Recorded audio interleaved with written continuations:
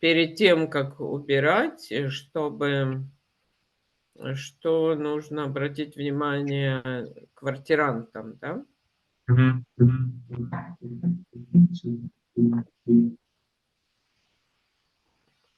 Видно, да, то, что у меня или нет? Нет, вы не запустили. А, окей. Это вам нужно дать доступ мышкой, и я посмотрю. Но вам все Ага. равно надо запускать демонстрацию экрана, потому что без нее как бы я как вслепую не могу. Так, смотри, когда у меня share screen, у меня вот такие странные. Сейчас я тебе покажу. Текст. Скину тебе скриншот. Мгм. Unknown caller. Ну, как Вот. будто оно моргает, как будто бы вы хотите запустить, но и не больше. Наталья, там не раз спрашивала, отправили ли вы ей... Не, она должна в PayPal отправить. Я обычно с PayPal плачу. Я не знаю, как с Декста платить. У меня же в банке я не могу зайти, только малолет. Это я могу только с PayPal и заплатить. Я понял. Нажмите Entire Screen, и тогда нажмите Share.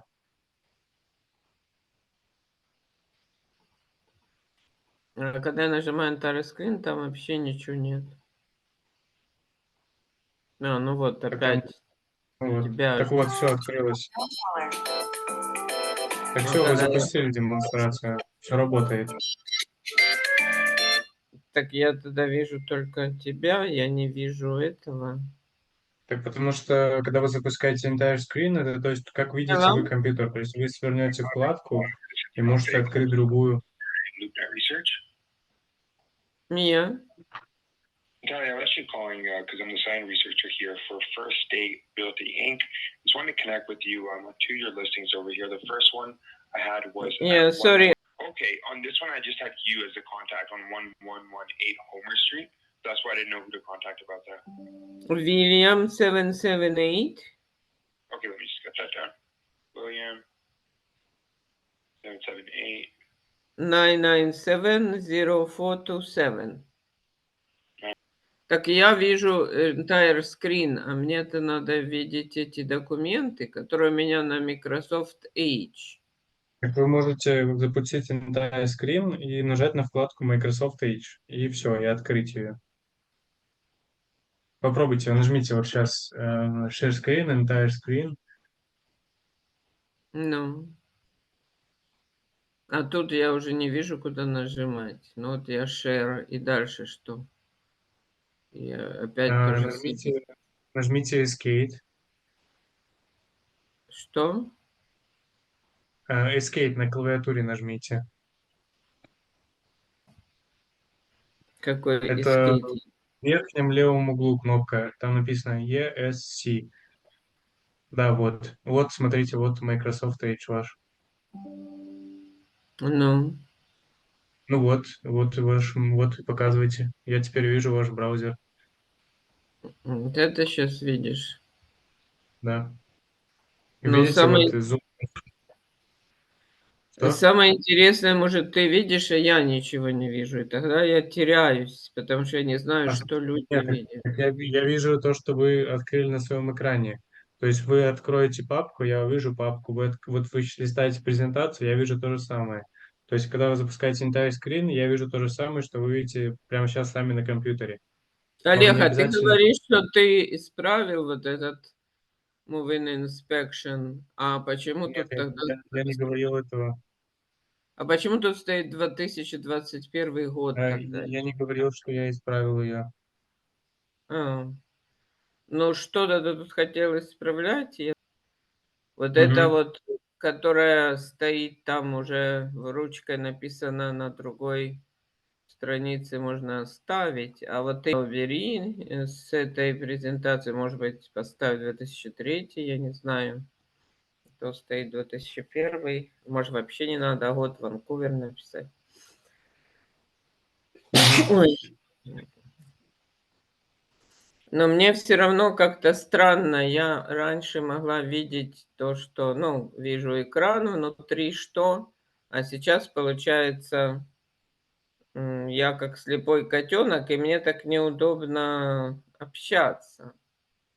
Так я не знаю, у вас И уже видео того, кто говорит в миниатюре, появляется, а то, что вы показываете, это то, что вы прям открыли у себя на компьютере, то есть, по-моему, довольно просто. вот я сейчас вообще не знаю, где у меня делся этот, зум. А вот он. Почему я тогда не вижу вообще из себя ничего? А, ты имеешь в виду тут в миниатюре? А как его из миниатюры поменять? Там такая кнопка, вот наводите на миниатюру, всплывает такая снизу плашка, и нажмите на там, где зеленая стрелочка, кнопку. Available или что? Там будет написано back to full screen, что-нибудь такое. У меня тут такого нету. More action. Ну, вот Как же смотрите, вот мне? я вам скинул скриншот на WhatsApp. У вас вот так вот должна выглядеть миниатюра. Вот вы наводите на нее мышкой, и вот правая кнопка — это вот такая вот зеленой стрелкой. Вы на нее нажимаете, и вы переходите в полноэкранный режим.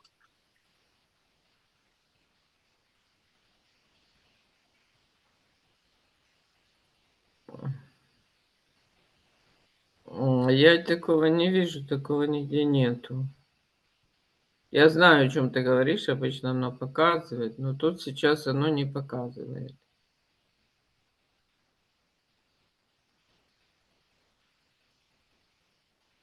Я себя не вижу. Есть settings, my profile.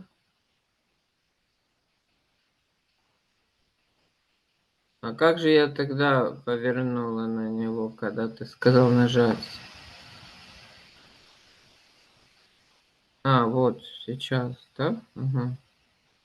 Сейчас я нажимаю, но сейчас я тогда не вижу share, или я не share уже. Вы сейчас не share. Вы можете также выбрать, попробуйте share screen нажать и выбрать window. Нажать на window и нажмете на Microsoft Edge.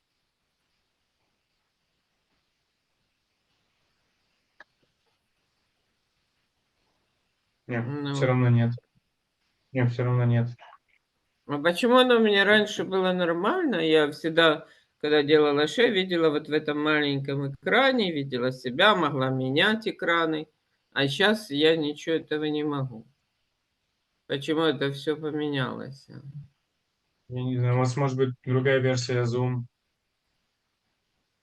А как его можно настроить, чтобы он был так, как раньше? Было так удобно, а сейчас меня это как-то заморачивает.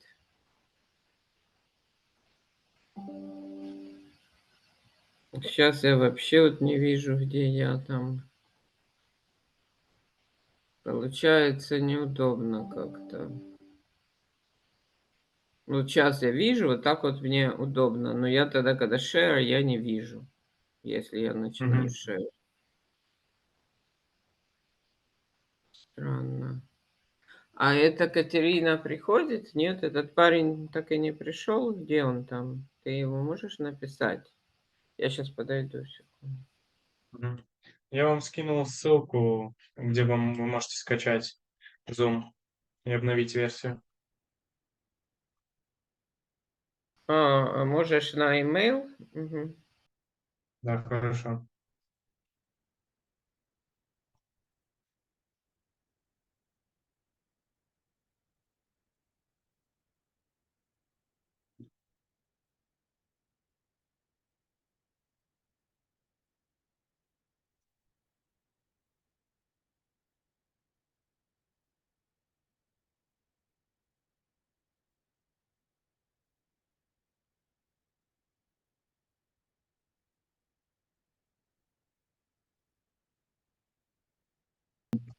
Ага, Да, сейчас. я вам скинул бэкграунд для Zoom. чтобы вы могли поставить себе. Сюда, Да. на чат. Нет, я вам скинул тоже на email. Тоже на email. Сейчас я посмотрю. На hello, да? Да-да-да. Ага. Ну, вам Фатима, кстати, ответила. Она, я смотрел, $500 еще прислала, и все. Да, я ей писала вечером, она уже ничего не писала. Слышишь, а бэкграунд для меня, если я уже сижу на зуме, еще моя фотография как-то странно будет, нет? Ну, запомнить, допустим, fsbc.ca и вот эти имена, например. Вам нужно нажимать на... Settings. Там, где вот старт видео, там нажимаете Settings, там поменять бэкграунд. Вот, я нашла бэкграунд, например, вот этот, да, сейчас у меня. Вот еще добавить. Сейчас. Возьмите, поставьте бэкграунд, который я вам сбросил, чтобы я посмотрел, как мне лучше разместить текст, чтобы было видно хорошо его. Ага. Сейчас мне его надо даунлодить. Что-то он у меня не выходит. Я когда его открываю, мне его не видно. Потому что он какой-то... не, вот сейчас увидела. Окей. Так. Видишь, как Мгм. он смотрится немножко глуповато, наверное. Если у меня, то не надо моя фотография. Это если у Катерины, то это ей можно поставить. Так, ну вот текст, по-моему, видно хорошо, так что я могу, в принципе, просто фото убрать, а логотип перенести в правый угол, чтобы его было лучше видно. Ну, побольше его сделаю. Да, и сделай, чтобы именно было видно fsbc.ca крупными буквами. Все остальное может меньше, потому что читать никто особо не будет.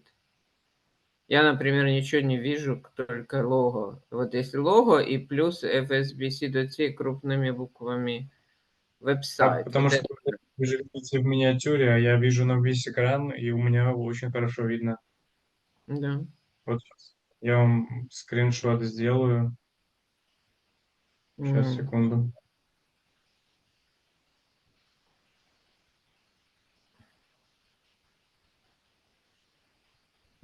Так, пока. Для Вот как я размера. вижу. Ага. А там, Вот где я вам менять, скинул менять то, на что WhatsApp. написано, где я что-то тут с перепугу все забыла. Вот здесь вот, да, менять. Rename. Можно тут Мгм. еще. Я вам скинул на WhatsApp, как это видно, то есть видно хорошо. Мгм.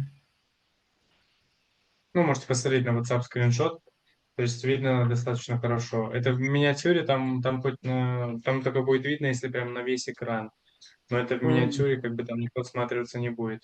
Но мне как бы и не надо вот эти все имена. Может быть, поставь First Day Realty мелким там внизу, как вот это все. А вот это веб-сайт именно, пусть может тоже будет, но там, где у тебя крупным, напиши только очень большими буквами вот это fsbc.ca.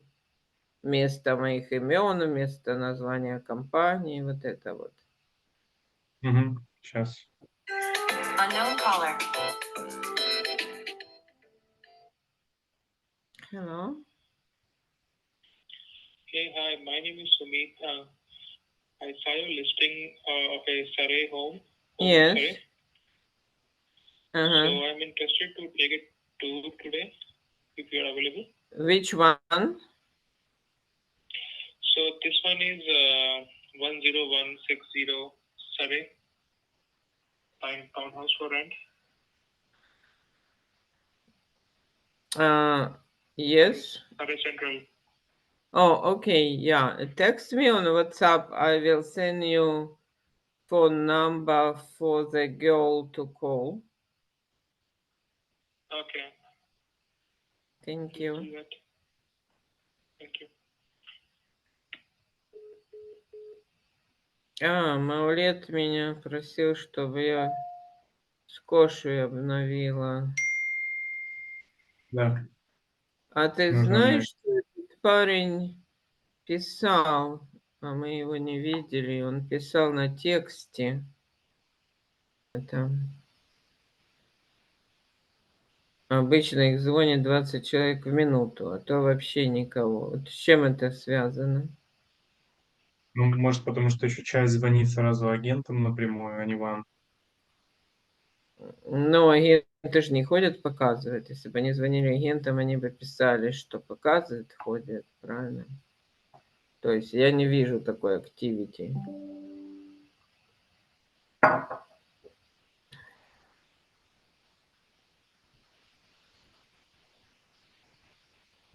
Так, окей, заходит, может он.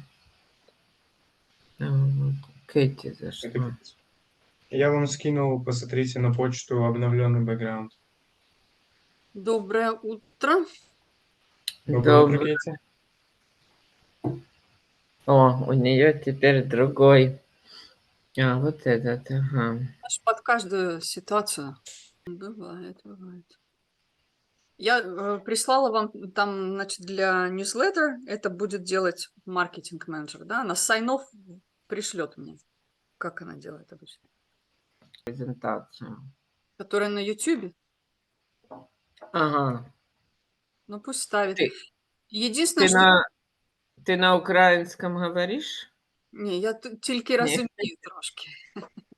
Ну вот немножко же говоришь, то начни, потому что сейчас парень этот Да, у украинец. меня соседка была в детстве чистая украинка, и она... Я на Северном Кавказе выросла, Наталья. Но поскольку это Кубань, то мы диалект понимаем. Кубанские казаки, они же от запорожских пошли, они украинскую. Ага. Я тебе говорю, что уже она придет скоро. Давай тогда Идёт. сейчас прям начнем.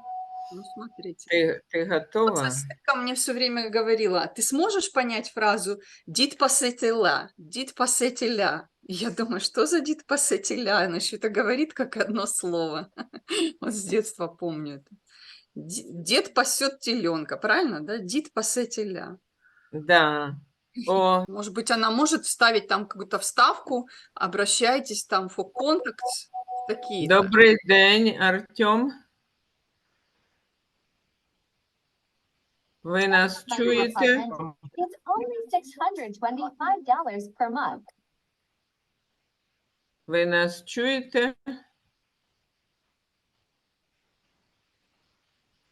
Оце Катерина, вона, як ти казала, дід пасе теля. Катруся. В Катруся. українській мові Катруся. Ага. Так, всім привіт. Угу. Видите, Добрый все день, нормально. Антон. Мы все Да, видим друг друга. Олег. Угу. так, зараз я підключаю гарнітуру хвилинку. Добре. Да, всем здравствуйте еще раз. Добрий Меня зовут день. Артем, я специалист по таргетированной рекламе в Facebook, Instagram. Мы с Натальей общались на прошлой неделе. Угу. Окей. Значит, у нас как бы говорят, не знаю, на украинский будем чи на російський. Давайте на русском языке, если удобно. Ну, Ага. бо у нас з початку повномасштабної війни ми вивчили вже українську мову і зараз ще вивчаємо англійську мову. Ось, щоб це... Угу. Ну, давайте на русском, да, пока, если всем удобно. Ось Facebook and Instagram specialist. Окей, давайте. У нас, як же зайде Вільям, тоді він на англійське буде, тоді ми будемо Мгм. перекладати. Угу. Угу. Да, мы Мгм. можем начать. Вы мне прислали много информации в прошлый раз, да, когда мы с вами общались. Ага. Я бы хотел, чтобы вы более подробно рассказали, какие задачи вы хотите закрыть с помощью таргетированной рекламы в Facebook, потому что я не до конца понял, хотел уточнить. Я так понимаю, что это поиск клиентов на сдачу, на аренду, правильно? И правильно ли я понял, что это поиск сотрудников, либо что-то такое было? Или Да, интересует только... то есть, может быть, два разных направления, даже больше, да, поиск на продажи, покупки клиентов, поиск на сдачи лендлордов и тенантов уже на объекты. То есть это Мгм, уже 4 направления. Пятое направление — это именно какой объект конкретный подавать, что на него искать квартирантов, да. мгм, И еще одно направление — агенты, да. Мгм. мгм. То есть Вот это я все хотел бы... разные, получается, таргет-маркет, да? Да, это разное, но я хочу сказать, что аренда, поиск покупателя — это плюс-минус одна цель, да, и поиск агентов, вот тут поподробнее агентов, это которые будут сдавать жилье, правильно? Мгм. Или агенты, просто я еще заметил, вот что хотел уточнить еще, Наталья, секунду, пожалуйста, у вас есть, это ваш сервис, правильно? FSBC.Canada, правильно? Это ваш сервис. Да, мгм. У нас 2 сайды, как вот видите, у Катерины на бэкграунде, видите, First Stay BC, а второе First Stay Мгм, Real. То, что Realty — это для продажи, а то, что BC — для сдачи. Мгм. мгм, мгм, У нас, смотрите, мы подписались на CRM-ку, она называется Follow Up Boss, и там можно ставить ротацию на клиентов и делать пиксел на Facebook, на агентов, то эти лиды по кругу им раздавать. Да. Вот это мы хотели бы eventually сделать. мгм.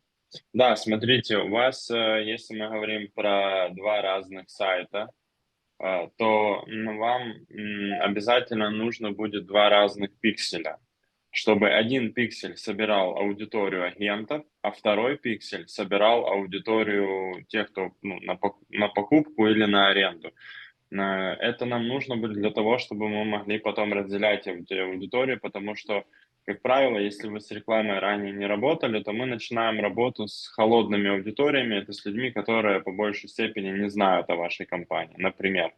Мгм. Но дальше, чем больше мы будем работать с рекламой, тем больше и больше будет фиксировать пиксель Facebook аналитики, тем больше он будет фиксировать людей, тем больше он будет понимать, какая ваша аудитория непосредственно, и тем лучше будет для нас, потому что мы сможем разделять, допустим, у вас какой-то появился оффер для агентов, мы собрали аудиторию агентов, да, которые посещали сайт, и запустили этот оффер на агентов. То же самое, если мы делаем по аренде, да, какие-то, может быть, горячие, там, очень вкусные предложения, да, по аренде, мы можем запускать на аудиторию, которая уже посещала ваш сайт. И тут будет, да, нужно будет не только один пиксель, нужно будет несколько. Эти трафики нужно будет разделять.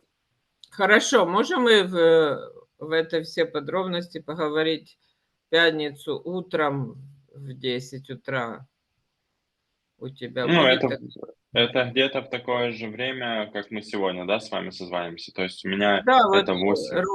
ровно вот в это время, как сейчас начинается, потому что у нас по вторникам собрания, у нас презентации, да, всякие вот. Мгм. Это единственное, что когда ты с нами будешь работать, мы обычно как работаем, те, которые работают с нами в нашем районе, там в нашей BC, чтобы ты не работал с другими похожими организациями, да, ты можешь там в Майами Мгм. работать, там в Америке, вот в Сиатле, где-то в других провинциях, Мгм. но не в нашей провинции, да. Мгм. Да, а подскажите, я на самом деле сейчас не сотрудничаю с такими компаниями, как ваша. Да. Единственное, что это мы работаем по Канаде у меня сейчас мы работаем с Эмилем, он же вас, он и порекомендовал, вы с ним общались. И еще одна оконная компания, Kenglove, и все. Это единственная схема. Мы сейчас по Канаде работаем, все. Больше клиентов по Канаде на данный момент нет. Вот. Но Ну, с это вами они будем. там мебель, окна продают, это нас не интересует. Я имею в виду Да, на... конечно. Ну, я понял, я понимаю, о чем вы говорите, да. А можно я спрошу, Джулия, а Google здравствуй. Ads вы не делаете, Артем? Смотрите, я специализируюсь исключительно только в Facebook и Instagram Ads, ну, Meta Ads сейчас все это. По Google есть специалисты отдельно, с которыми я сотрудничаю, потому что, ну, как правило, вот вы задаете вопрос с клиентами, с которыми я работаю, им нужно по умолчанию еще Google реклама, потому что это один из самых крупных источников трафика. Поэтому, да, есть специалисты, я могу узнать у них по времени, если что, тоже запланировать созвон, либо передать вам контакты, как вам будет удобно, чтобы вы Давай. могли с ними.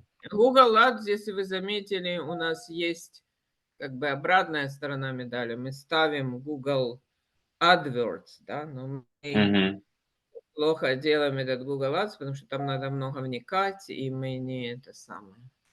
Ну, там, во-первых, что много вникать нужно, во-вторых, вообще вся реклама, начиная с США, Канада, она очень дорого стоит по сравнению с нашим рынком, что у нас.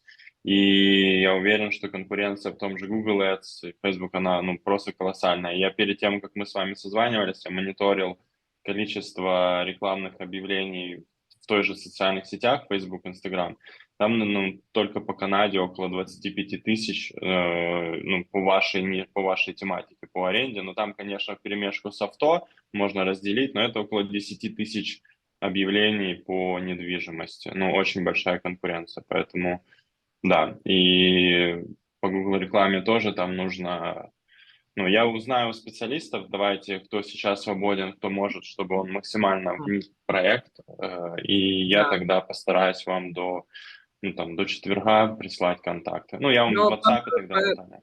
да, по Фейсбуку, которые мне говорили агенты, именно риэлторы делали, у них был такой неудачный опыт, они много денег потратили, и толку никакого не было. Да, это Это возможно. Всё. Наталья, контакты через вас будут, да, вы потом поделитесь? да. Мгм. Артем, можно включить, если вы уже сразу будете спрашивать своих там коллег, чтобы включили контакты того человека, который конкретно лендинг-пейдж может дизайн сделать по Google Ads? Потому что, ну, я так понимаю, это разный скилл немножко. Digital маркетинг – это одно, а именно веб-дизайн под конкретно Google Ads – это другая специфика. Да, она отличается. Может быть такое, что специалист посмотрит, да, по Google рекламе, и он может сказать, готов ли этот сайт вообще для Ну, запуска рекламы понятно, или да, не готов. конечно. Да, поэтому, Артем, вот у ну, нас Джулия, она лоер, сейчас она делает презентацию на английском. Хотите повысить свои English skill, послушайте. Как писать окей. завещание. Как писать завещание. Thank you. Джулия, ты начинаешь, да? Ты уже делала share screen, а мы тебя не слышим. Да, вы меня не слышите. Теперь вы меня слышите. Сейчас, одну секунду, я просто скажу, что я занята, во-первых. А во-вторых, всего 7 человек, и самое, алло, хочу на Basel speaking. Наталья, мне тогда ждать на следующий раз? Да. Но, Джулия, возможно, мы я сейчас ставим живую на Инстаграме. У нас не всего 7 человек. У нас там сейчас много будет. Я, возможно, да? сейчас тогда не буду сидеть, Наталья. Окей. Хорошо? Почему? Посиди, ты нам нужна. Зато Ну, у меня Джулия, просто идут сделки, мне же нужно... Я в следующий раз... побудь хоть поначалу. Видишь, Джулия расстраивается, что мало человек. Нет, ну ради бога, нет, если люди заняты, я же не настаиваю, просто говорю, я просто не поняла, как это организовано. Теперь давайте посмотрим, помогите мне, я это самое сейчас gonna share the screen, right? Смотри, Юля, как мы можем делать? Мы можем делать там целый час презентация, или, как мы делаем с Кэти, мы каждый вторник делаем по 10 минут. То есть мы ее сегментируем, и как бы людям время есть не так ну, много смотреть. Они тогда приходят опять каждую неделю. Или ты хочешь на час? не в этом час, может быть, не целый час, но просто эту тему очень трудно сегментировать. Это нужно Окей. понимать в целом. Ага. Это трудно объяснить. Вот этот кусочек вы поняли, запомнили, отложили, и потом следующий кусочек. В принципе, это так не работает. Ну хорошо, давай тогда Поэтому я начинаем, да? предпочитаю сделать презентацию, я постараюсь сделать это побыстрее, ну и ответить на вопросы. Теперь вот единственное, что я хочу, это сейчас я сделаю скриншер, и вы скажете, чтобы все было видно нормально, да? Да, ты только что сделала share screen. Ага. Что Да, вы окей. видите? Хорошо видно, да. Succession Law in British In Columbia. British Columbia, окей. То есть я могу тогда начинаю лайв на Инстаграме, да? Ну да, тогда, соответственно, представьте меня, и я начну. So we are live on Instagram, and today's lawyer in British Columbia, Julia Basel, with a lot of experience, will talk to us about wills and law in BC. Hi, Julia. Hello, hi everybody. You don't like, I guess people who watching it now, they don't see my face, but they see the presentation that I'm going to make and the text and a little bit of law. And I think that's good to see while I'm talking about it. So the Yeah. name and the idea of the presentation is Succession Law in British Columbia, just so people understand how it all works, how it all structures, and what people should do and what they should be concerned about. Not concerned, rather what they should deal with during their lifetime. Succession law in British Columbia. The current British Columbia law legislation that is governs wills, estate proceedings, execution of the documents, different documents, wills, and other things, validity and legal meaning of those documents. This is a one piece of legislation which is in effect only 10 years. It was issued, that was valid since March 31st, 2013. It's called WESA, Wills, Estates and Succession Act. And this legislation combines previous three pieces of legislation: Wills Act, Wills Variation Act, and Estate Act, and brought a lot of significant changes to the law. Why person needs a will? Often I am asked if everybody needs a will. Here's the simple and very clear answer. People don't have to make a will. So the legislator provides the regime under which the succession is handled, under which the estate passes to the beneficiaries of it by law. So who needs to make a will? The person who wishes to change the regime of succession, which is established by law, needs to make a will. Again, a person who wishes to change the regime of succession, which is established by the law, needs to make a will. Essentially, it's almost everybody. And here's why. The simple situation. Married couple with children. Presumably and hopefully, the children are adults. Everybody's grown up and everybody's fine. And then one of the couple dies. If we go by the law, by the legislation, then both spouse as well as children come to be a beneficiary of the estate. And that is not very considerate of the remaining spouse. It's very inconvenient usually because, you know, essentially it's not the children's property, it's this couple's property, right? All of this. So this is why that regime should be changed for the name of the convenience and fairness in some ways, right? So what we usually do in the wills, the spouses leave the estate to each other first, and only after the last of them, children. So this second slide says precisely that. When a person does not have a will, the law determines how a estate is divided, which may be good for the people, for a particular person, or maybe, and in most cases, not very convenient because legislator tries to be as fair as they can possibly be. And that is not taken into account any specific family dynamics or situations or decisions that may be taken in one particular family. Okay? Мгм. So that's the situation.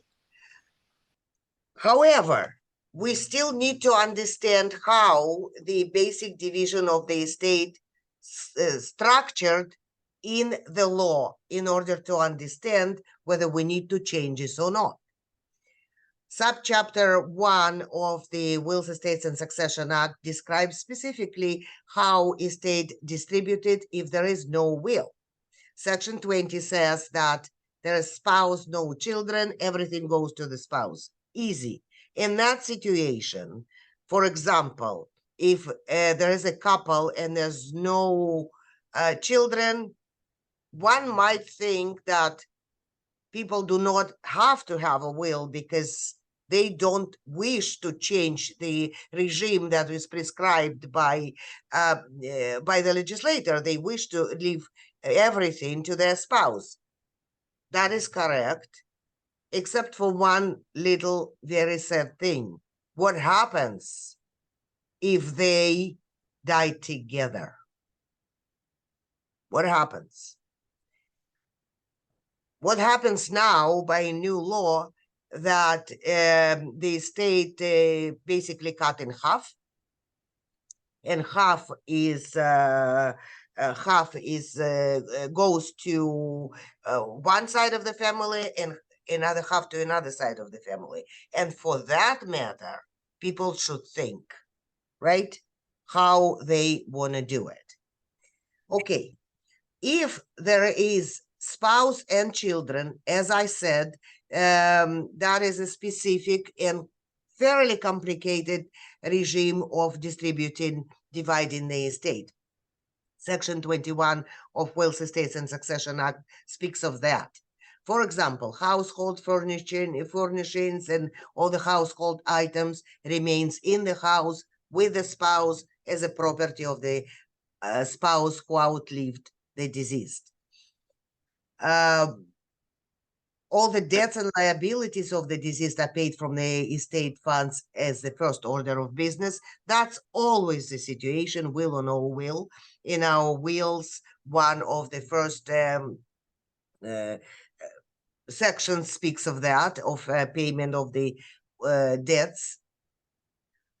Then, if there are children, all the children are common, spouse receives first $300,000 from the estate funds, and then the rest of it divided in half of which receives the spouse again, and the other half is distributed among children per capita.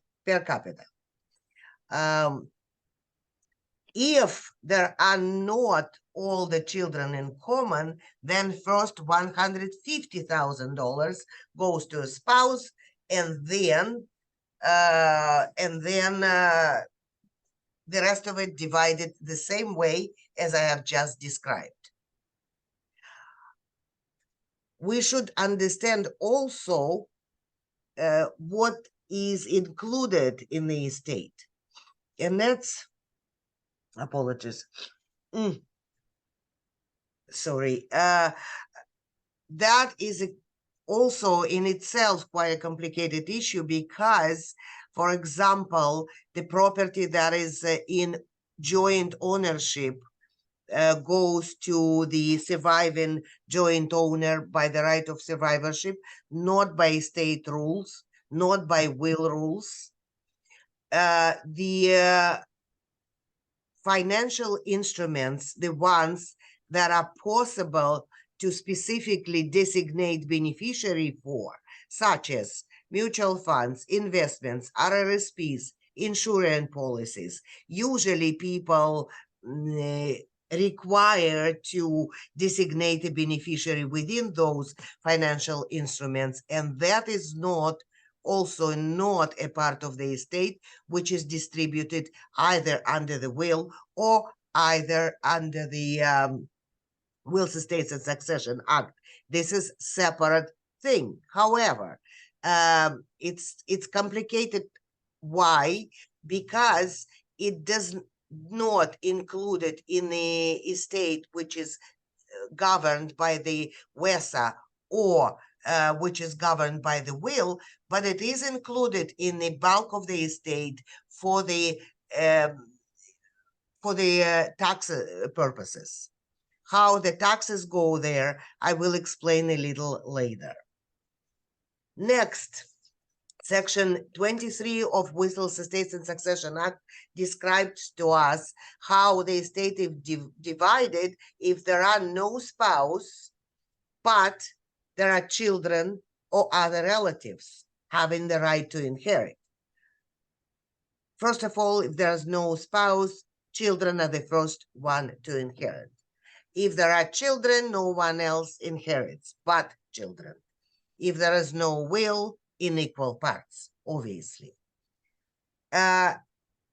Mind you, the good thing that law provides, if there are several children and one of the children predeceased the parents, which we don't want to happen, but sometimes happen, and that deceased child have children of their own, then the children in that situation come into the deceased parents' shoes and receive their share, which is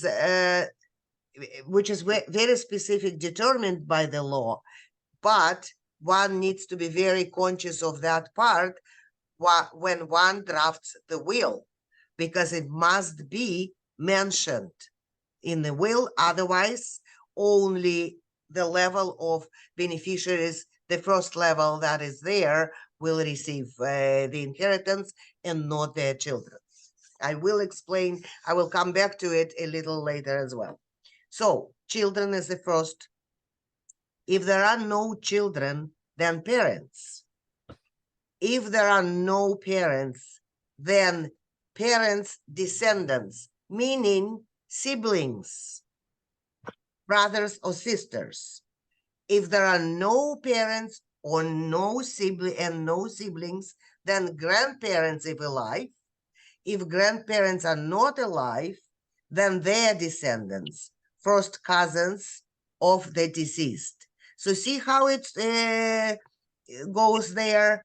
For example, if there are siblings, siblings get the inheritance. If there are cousins alive and well, but the grandchildren are alive, then the grandchildren are first who inherits before cousins do.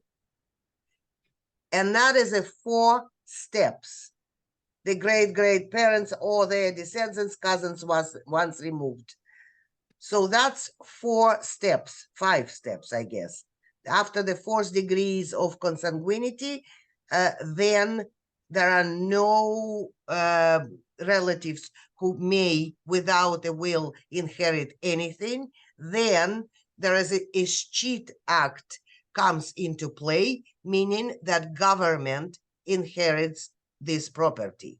This is why people who don't have close relatives really should think about writing a will and making their wishes known to the legislator, to the court, to executor, and everything else. So that is, again, same thing, only more specific.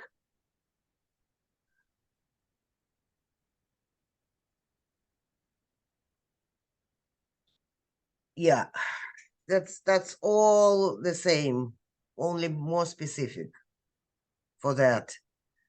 Maybe anyone has questions, or it doesn't work like this here. Should I do, I can go on and explain. Okay, understood.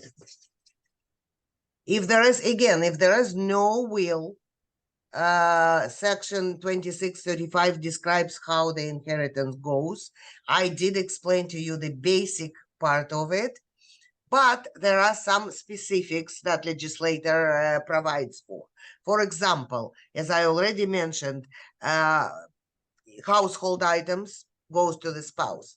Family home, if it is not in joint tenancy, which then goes to the surviving joint tenant and is not a part of the estate, if the house is in the name of the deceased person only, right? But it has been a family home, so where the family resided in, then court has a broad discretion as to how to deal with this piece of property and piece of the estate. Yulia, I have a question. Yes. Is this timely? Yeah, sure. I'm not sure if it will be relevant enough, but I just want to reconfirm. I heard that in BC, specifically in our province, parents cannot leave a child without inheritance. It's illegal. So like sometimes the relationship work. Not true. They can? Not true. Here's no. They can. However, that's not quite like that. People can write in the will whatever they want. Now, in order to disinherit somebody, all they need to do is just write in the will. I want to divide my estate among 3 of my children, and the other 2, I don't want to give them anything. That's basically what they need to do. However, just a puss in the high boots, you know? No, I understand, but those children have the right to contest such a will. Now, the court, while looking at those cases, should understand what happened. What were the reasons? Right? That's why we usually, in that situation, ask the person writing a will, draft a special memorandum which is attached to the will. Why it is done that way? Here's why. Because after the death of the person, will becomes a public document, and not every family wishes to describe all the family dynamics, relationship, and problems within a public document, right?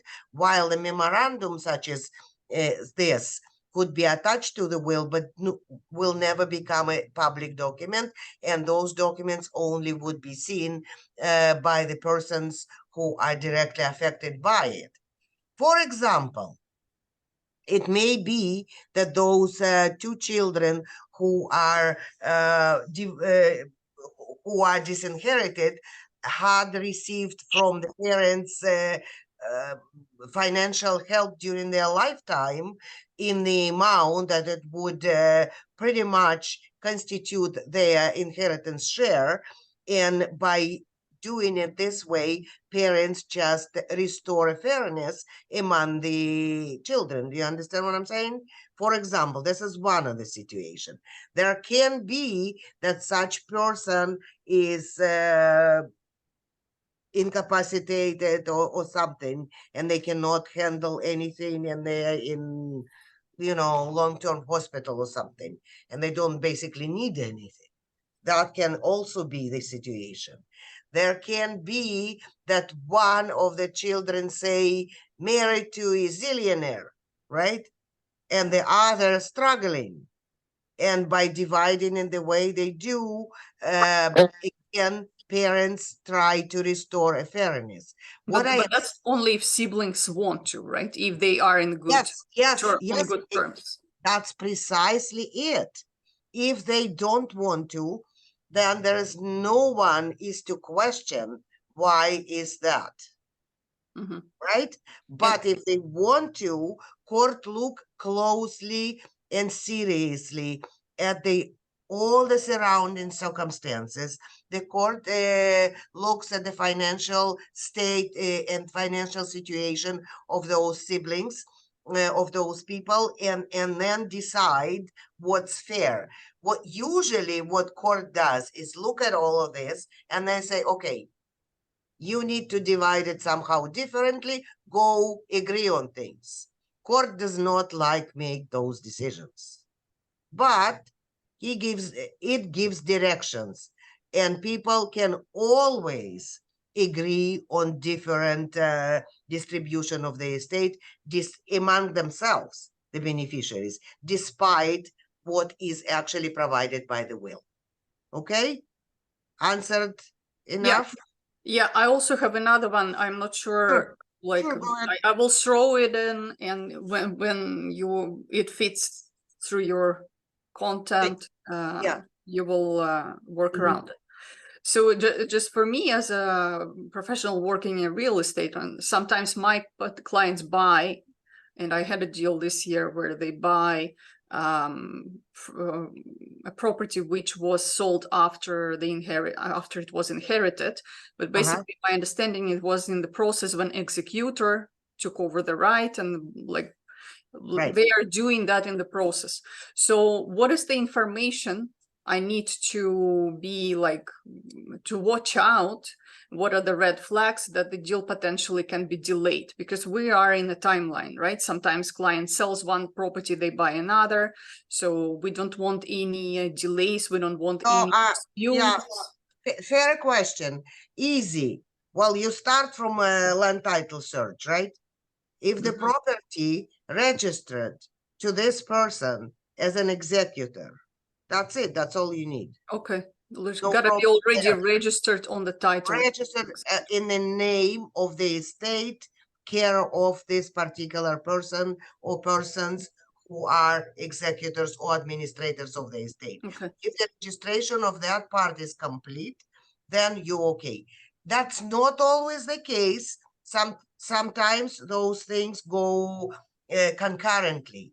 They're finishing, finalizing the estate, as well as already preparing to sell a property, and so the property still can be registered in the name of the deceased.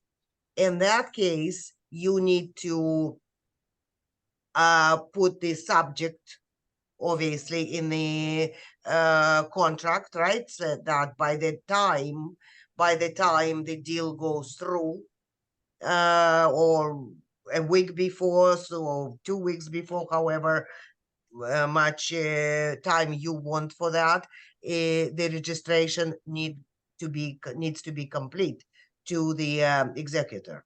Okay, and that's very important, because without this registration, nothing will go through. Now, sometimes it just goes minute by minute, in which situation it can be, again, the subject can be the same very day, but you need to check that the grant of probate or grant of administration properly issued by the Supreme Court, which is always Supreme Court, and that's the people that you are actually dealing with.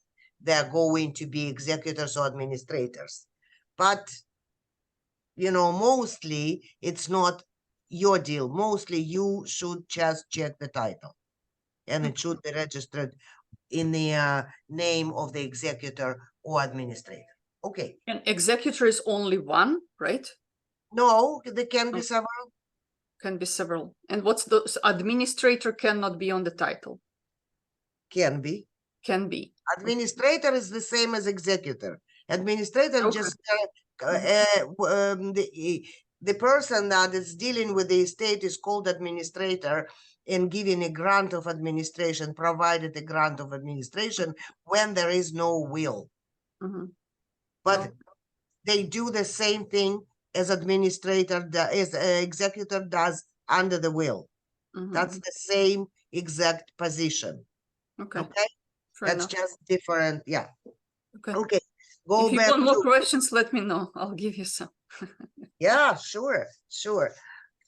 Family home can be specifically addressed by the court decision. It can be left to the spouse, or spouse can be allowed to buy the part of it from the one that they are not inheriting by law from the estate, and all sorts of things. But again, that depends what estate consists of, right? Like, for example, if the family residence, if the house is the only item in the whole estate, obviously a spouse will not get it. It has to be divided among other beneficiaries according to the will or the law, if there is no will. So that's about the house. Now, that was a general structure of the estate. Now, why do I need a will? Why does anybody need a will? As I already touched on that a little bit, general answer is that when you wish to change the regime prescribed by the law, then you need a will.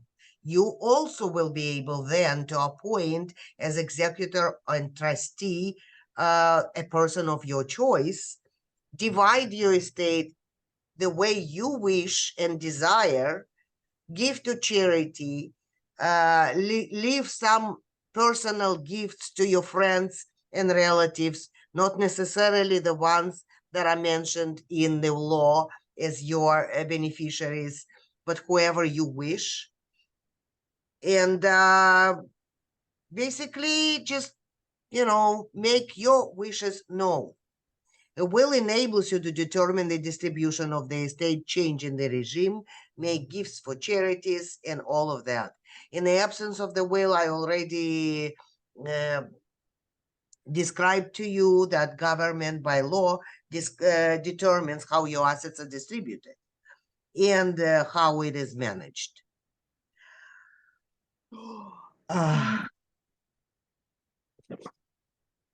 Okay, any more questions at this point? Yeah, I can ask one more. So trustee. Yeah. When people who write a will, what's their proper term, by the way? Will maker. Will makers. So if they don't want to nominate guardian as a person managing funds, so they nominate trustee. Not guardian. Guardian is for children. Yeah, but hypothetically, there's a minor, right? In there, they nominate a guardian and they want to nominate a trustee. So is it stays with them just to make sure that trustee is still operational? Like what happens if they basically, if the company doesn't exist anymore? Well, the worst thing person can do is to appoint trust company to manage their trust funds. Yeah, but the trust company should be operational, right? Well, yeah, but the worst thing they can do, it's horrible. It's horrible. It's horrible. Why? There should be a person. Why trust companies? Well, if they don't have anybody to nominate, if they know that the guardian is not savvy with the funds. Well, yeah, I guess. Well, no, of course, a company should be operational. And then if it isn't, it's a problem, obviously. Yeah, absolutely. Well, yeah, I guess that's a fair point, especially for immigrants, right? If you don't have anybody, like, why would you hand over your own money to a person who's not a family, even to a relative sometimes, like my accountant says, it's cheaper to deal with strangers than with relatives. Well, Not no. always that. And plus, you know, a trustee, even not savvy, you know, I understand. It's sometimes problematic. Yeah, I understand that. Yeah. Can't decide, make all the decisions and can't make everything perfect, unfortunately. For sure. Well, again, the existence of the will makes it much easier for people who left behind. First of all, they know what you wanted. They in terms of everything, the process, the distribution, all sorts of things. And that is all while they're grieving and vulnerable, and actually they lost somebody that they love. And you know, when there is a will, it is easier for them to deal with it because they feel as they're fulfilling your wishes, which is true, they do, and they feel, you know, sense of accomplishment in some ways, and it makes it much easier to make all the decisions because those decisions are determined by your will. Julia, I have a questions about rentals.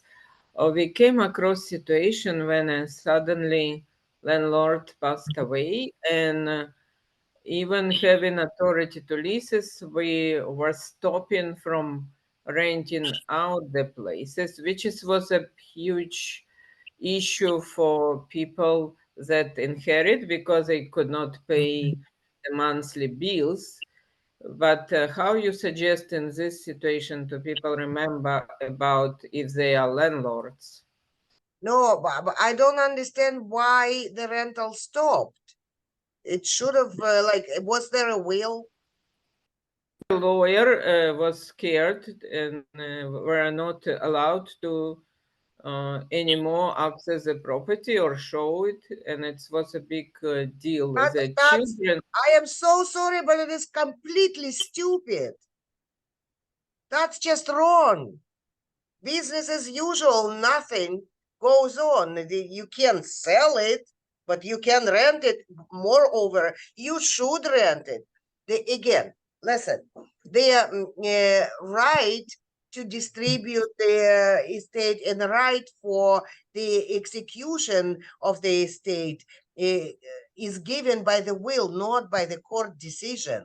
Court only checks if will is made properly and if there is anybody who is disinherited improperly. That's all that court does.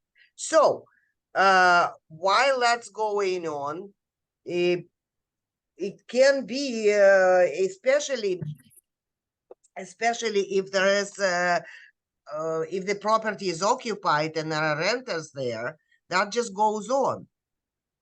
There may be short period of time before the grant of probate is given if the previous rent is finalized and the other one is and this grant is not yet issued by the court.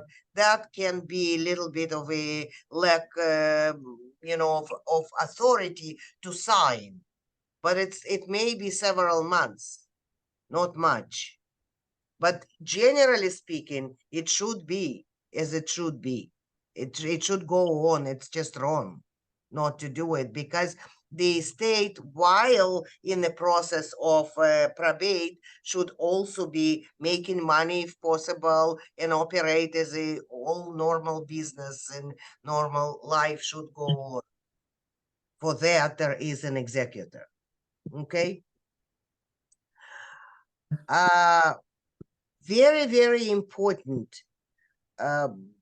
If there is no will, it leaves the door open, so to speak, for involvement of outside individuals or organizations into your affairs. For example, if you have minor children, then their interest in your estate will be overseen by public guardian and trustee. the organization established to protect the right of minor and disabled children. That is why when people have minor children, they really should make a will. They need to appoint guardians to take care of their children, and in order for the public guardian and trustee not to be involved in this whole affair, because if there is no will and minor children are beneficiaries of the estate together with the spouse, with the remaining spouse, you know what happens? Government really takes that money for a while until the children are 19, but it can be, you know, for 10 years or 5 years or 8 years, depending when those children become adults, right? But all that time, those funds sit there with public guardian and trustee, not invested, and just you know, diminishing their value day in and day out. We all know this. So when there are minor children, it's just absolutely imperative to do this, to make a will.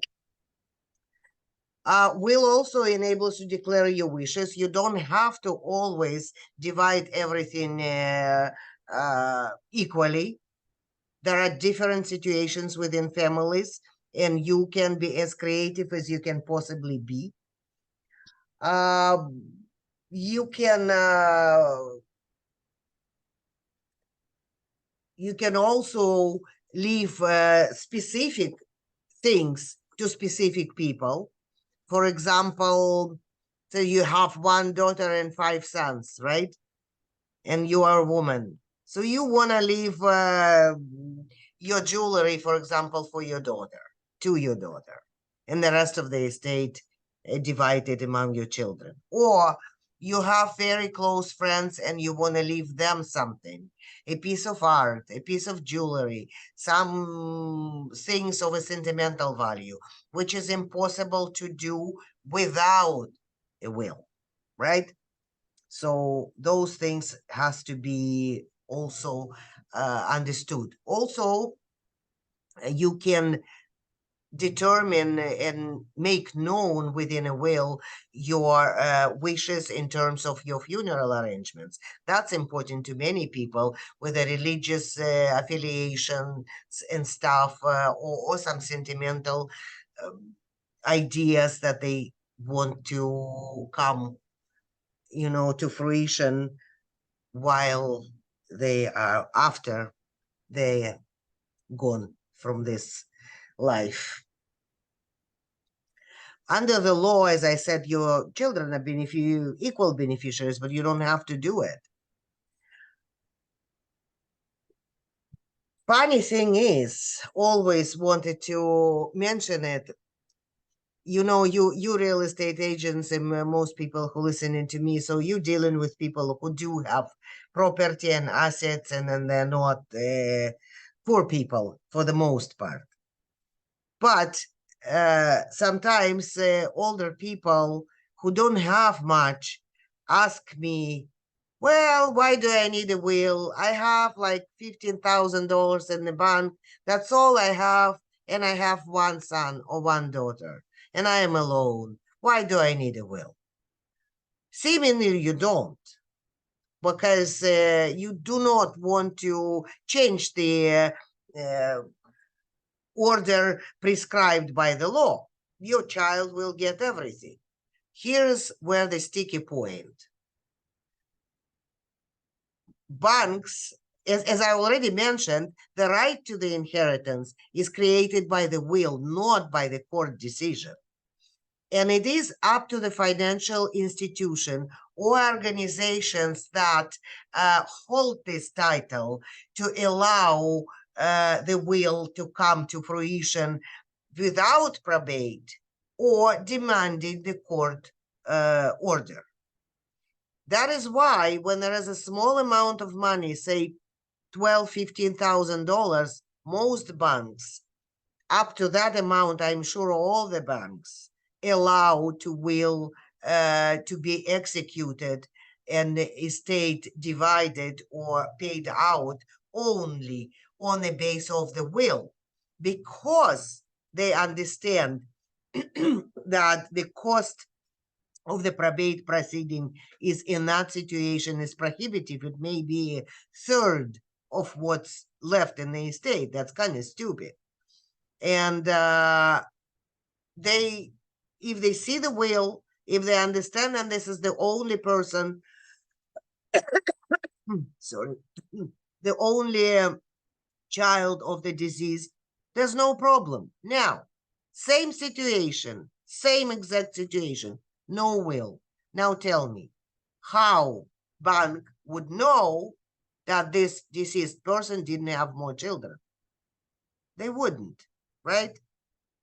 And so with the same small amount of money, with the same $15,000, the court says, the bank will say no, not gonna give you any money because I don't know who are you, whether you have or deceased person had any other beneficiaries or spouse or children or somebody else. So go to court, bring in the decision, then I will pay out the money. See the difference? Same exact situation. Seemingly, you shouldn't need to have a will because the process is the same. The distribution is the same. But in fact, practically, you need it even more, because this way you can save yourself all the hassle of going to court and applying for probate. Okay? Interesting thing for the owners of small businesses. Mind you, that is pertains only to the situation when the business is fully 100% is owned by the person that is making a will, right? In that situation, it's the newest practice, although it already is in effect about 5-6 years, and it flows right from what I just mentioned, that right to the inheritance, to the execution of the estate, and to receiving the inheritance is created either by law or by the will, not by the court decision. And because BC Corporations Act does not require probate or administration grant in order to transfer the shares of the company to the beneficiaries of the estate. But the other part of the estate of the person, such as real estate property or more substantial financial holdings, are required to be put through probate. We can divide the estate of a person into two parts and write two wills. One that deals with the personal holdings, and another one dealing specifically and only with the business, with the corporation. That way, corporation never have any hiccups in its actions, so it keeps going. No problem there, no breaks or anything. And even more interesting thing, that the value of the shares of this corporation is taken out of the probate fee estimate. What it is, I'll tell you again a little later. Or maybe I can mention it now. The probate fee is 1.4% from the estate value as determined by the statement of assets and liabilities, which is filed with the court as well. There's lots of things there that we can go in deep how to determine the value of the real estate property. Well, how to determine the value of the financial holdings? Easy. We have documents from the bank, right? How, for the purposes of administration of the estate, you would determine the value of the real estate property? That is a very strategic and tactical question, because that depends on what are the plans to do with this particular piece of real estate. If, for example, it's the house or an apartment which is a beneficiary planning on receiving and residing in, they can mention they can mention the value of the property as determined by BC assessment. No one is to question that, because it is determined by BC assessment. We all know that it is a value that, generally speaking, and correct me if I am wrong, you know better, probably 15-20% at the very least lower than the market value of the property. Am I correct in a percentage, Natasha? About 15-20% lower than the market value, right? Right. But if the estate is planning on selling this property later on and dividing the proceeds of this among the beneficiaries, then the property value should be mentioned and put in the documents at the very high end of the market share. Because this way, while you will pay 1.4% of the probate fee as the probate fee to the courts, to the Minister of Finance, you will save on capital gain taxes. Because from the date of the death of the person until the date of final distribution, there is a virtual body that is called estate of somebody, right? And that virtual body owes taxes just as normal person would, except that virtual body does not have exemptions that real person would. And they don't have exemption from the capital gain for the primary residence, because it does not have primary residence. See my point with the capital gain taxes there? So that should be strategically planned while you making those submissions. And as that was after I explained to you about the double will thing, which is one more thing about the double will here. The only difference between those two wills should be one very specific one.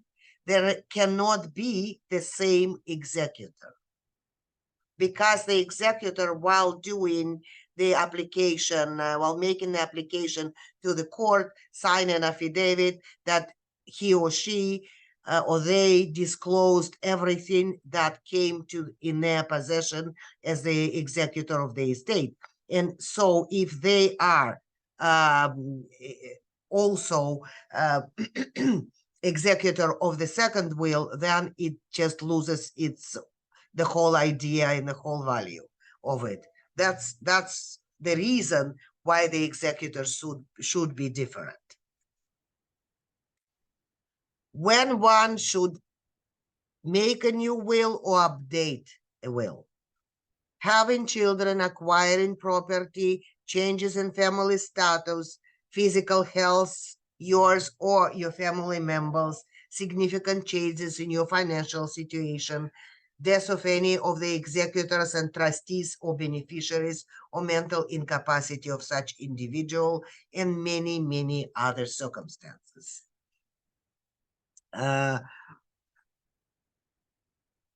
Why also it is a very good idea to make a will when there are children, when there are minor children. except for appointing a guardian to the children and trustee for the funds, we also often, more often than not, practically all the time, making a what is called testamentary trust. Because, for example, you're a person of means, say, right? And then you have minor children. You hope you will grow very old and you will see your grandchildren and great-great-great-grandchildren. But you making a will for the unforeseen and unfortunate circumstances that may happen to you while your children are still minor. And in that situation, you don't want to 19 years old person receiving all of your estate, say several millions, several apartments, several houses or businesses, and going crazy, because they inevitably would. Therefore, what is done is testamentary trust, meaning the schedule when and how the children would receive the inheritance. Say 19, 10%, 21, or after the acquiring bachelor degree, another 30%, or also, and the rest of it later, 25 or 27. That's very important to understand and to know, right? You also have to protect minor children, well, from that, and by virtue of appointing proper guardians for the children if something were to happen to you, so that government is not in on a decision who should take care of the children, right? Any questions about that? Anyone? Okay. Very, very specific situation, which is definitely determines a necessity, serious necessity of drafting a proper will. That is, if anyone of from your beneficiaries is of limited or impaired mental capacity. That's a separate issue. If the protection for the beneficiary is not limited to minors only, there can be adult persons with limited capacity or incapacitated, disabled, or ill, or maybe, suffering from some other afflictions, such as such as substance abuse and stuff like that. There's a lots of situation when they just don't want to divide your estate outright, at least for one of the beneficiaries or some of them, but create a trust which would be governed by the appointed trustees with a specific rules and terms of this trust. That is a difficult and complicated topic, which I will not be able to explore fully today for sure, because we actually close to the, like it's been almost an hour. I can certainly go more, and yeah, that is just, again, going back to the law. If there is no will, if persons, just wanted to mention that if spouses die together, that rule of 5 days of survival goes. So for example, if they not die together, but they die within 5 days of each other, which can be as a result of some accident or something, then it is seen as if they died together, and the estate divided in half and dealt with this way, so that there is no need to process one estate after the other. When we do the wills, we usually extend this period of time until 30 days. And when I do wills for very old couples, for very for elderly people who had been together for many years, we can extend this period of time to 60 days, because we know that old people, when lose their spouses, they very often go quite soon thereafter, just because this is really a traumatic event for them, and that's the main point in their life would be gone. So that's the rule of 5 days survival. Each deceased outlived each other. That's like how law puts it. Joint assets not a part of the estate. Posthumous birth is important as well, because the children who are born after the death of the deceased, they are also the same beneficiaries as they were alive, as if they were alive prior to their death. The will should be executed by law in writing. It requires 2 independent witnesses. It requires determination who would be executor and trustee, who would be dealing with this. It requires to determine who are the beneficiaries, debts and gifts in the will, specific bequests as I explained, debts and gifts during lifetime taken into account while creating a will as well. You can forgive them, you can consider them and a part of the future estate. That is up to you, the will maker.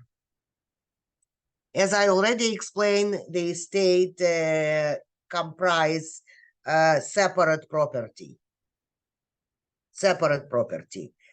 for the will and for the court proceedings. For taxes, everything else, even a part of joint property, even the financial instruments that are designated specifically outside of the will, they are part of the estate. Now, the last thing that I'm going to explain right now is a little bit about taxes, because many people ask for that, how that works. I want to explain to people what taxes come into play in that situation. Now, in British Columbia, we have a source system of taxation. There's only salary, business, or capital gains are taxable incomes. Nothing else, not gifts, not inheritance, not went on the street, found a bag of money, none of that is taxable. That does not mean that the state does not pay taxes. It does, because once person dies, the virtual entity, as I already explained, comes to life, the estate of the deceased person. And after the process is complete, the executors or administrators must file 2 tax declarations. One is for the last year of the deceased's life, and that is exactly how it would have been if that person were alive. And the second one from the date of the death until the date of the final distribution. There, it would be the same. It's virtual entity though, so the only difference is that this entity does not have exemptions that physical alive person would have. So, except for the will, we have, who can dispute the will? I already explained. Spouse, I think I did. If I didn't, only 2 categories of people, spouses and children. And a dispute, it goes by court application. So I can talk about power of attorney or finish altogether. What should I do? Natasha. Us about power of attorney. Yeah. Okay, okay. I will, sure. Except for wills, like people often confuse those two things. What people should understand that a power of attorney and a will divided by the time, by the line of life and death. Power of attorney lives and dies with the person, while will is meaningless until person is breathing. So that's what it is. Now, power of attorney is a very, very important and necessary instrument to have, because if we or somebody that we know or somebody close to us loses their mental capacity and they don't have a power of attorney, that can cause very, very severe consequences. It may be really expensive because nothing can be done. Everything is in limbo if the person loses mental capacity and they don't have power of attorney. So when couples come to me for the wills, I always convince them to make also a power of attorney. Again, that there are 4 different types of power of attorney. There's general, there's enduring, there is springing, there is and there's specific. What I usually do is power of attorney that's enduring, meaning that it endures subsequent mental capacity on the part of the donor. That's what it means, actually. And also, for you, it is specifically important as real estate agents that in my powers of attorney, many others, we exclude validity of exclude section 56.1 of Land Title Acts, which limits the validity of power of attorney to 3 years. In my power of attorney and many others of my colleagues, we exclude the this paragraph of the law from our powers of attorney. So this document becomes valid infinitely until the donor is alive. So that's the power of attorney. There are other things. There is a presentation agreement which determines a lot more than power of attorney, but that's a separate issue, I find. And there's a living will which deals with the end of life decisions. Well, I guess for the presentation that would be all today. I am willing to answer some questions if there are some. Thank you so much. So the power of attorney can be combined, all 4 of them in one, or? No, there's no need to do all 4. There are different types. General, for example, not enduring, stops being valid if person is incapacitated, which beats the purpose in my book. But nevertheless, more if you don't put the in the power of attorney section about excluding section 56.1 of Land Title Acts from this document, then in 3 years it just stops being valid altogether for the real estate purposes.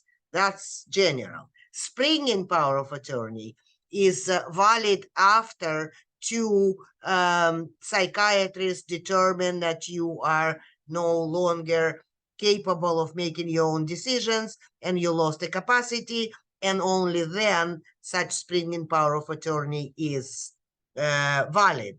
Specific power of attorney is given for a specific transaction or a specific property or a specific period of time.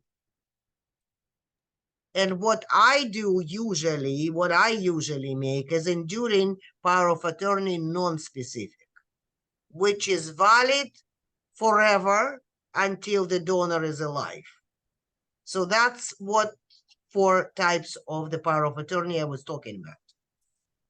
Okay, any more questions? Yeah, quick question, Julia. So Yeah. what's the process of filing? Sometimes I hear that people fill in just online forms and they file themselves. What are the implications of that? Filing where? Filing what? Well, I believe my understanding is, again, I'm not sure what's been done, but they say certain steps, there's a filing process. So you, Filing what, Kate?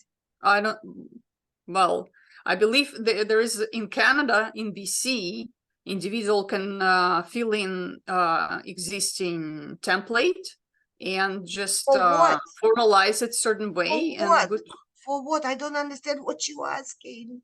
for power of attorney. God forbid, no. Power of attorney should be signed. The signature should be certified by notary or a lawyer. Otherwise, Or it's not witness, valid. right? Well, Or no notary or lawyer will witness the power of attorney that is not theirs.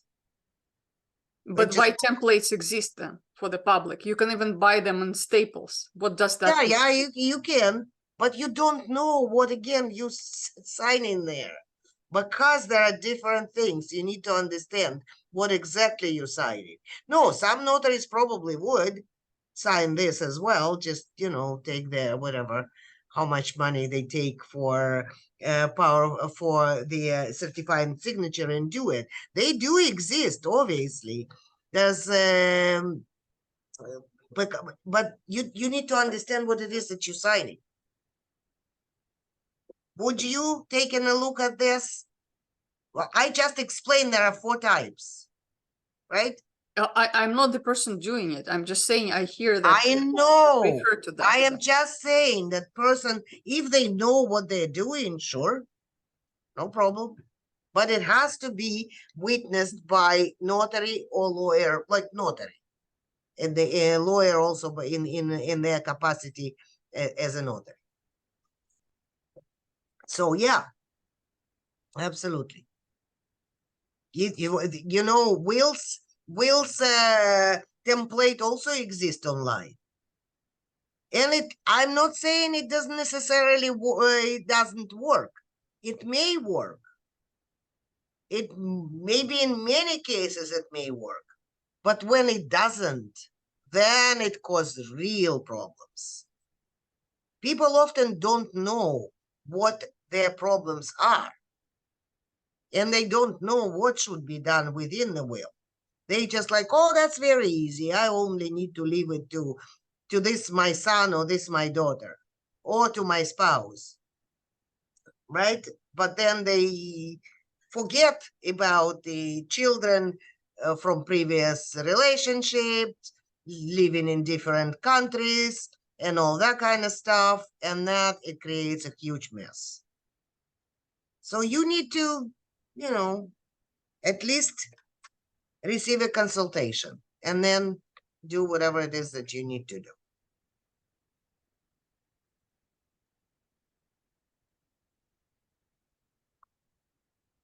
Thank you so much, Julia. And also another topic, so to speak, usually people are selling their property when they are separating or divorcing, and around this, family law issues. Yes, I can do that. family That's law. another area of my expertise. Yes, I do 2 things. I do family law and I do succession law. Yes. So if you can join us on one of the Tuesdays for that topic, would be great. Absolutely. Yeah. No, I have presentations as well for that. Absolutely. We will do that as well. Yep. Yeah, thank you so much, and we will put it on YouTube. Thank you. Julia. Thank you. Have a nice day, everybody. Everybody have a nice day. Thank you very much. Thank you for being here. Natasha, so how many people do we know? How many people were watching us? Just for Interstate? We have about 20 people on Instagram, actually. Yeah, so Nice. quite a few too. Yeah, and then we will put it on our Facebook groups as well after. So there will be more people see it. Yeah. And by the way, my those presentations are on my website, in my on my professional Facebook pages also, and they're both in Russian and in English. Yeah, we can do also in Russian or Ukrainian. Well, no, Uh, not Ukrainian. I cannot understand do. can speak it, but yeah, I Mhm, think Russian will do. mhm. Okay, thank you very much, everybody. Thank you. Mhm. Bye. Bye bye.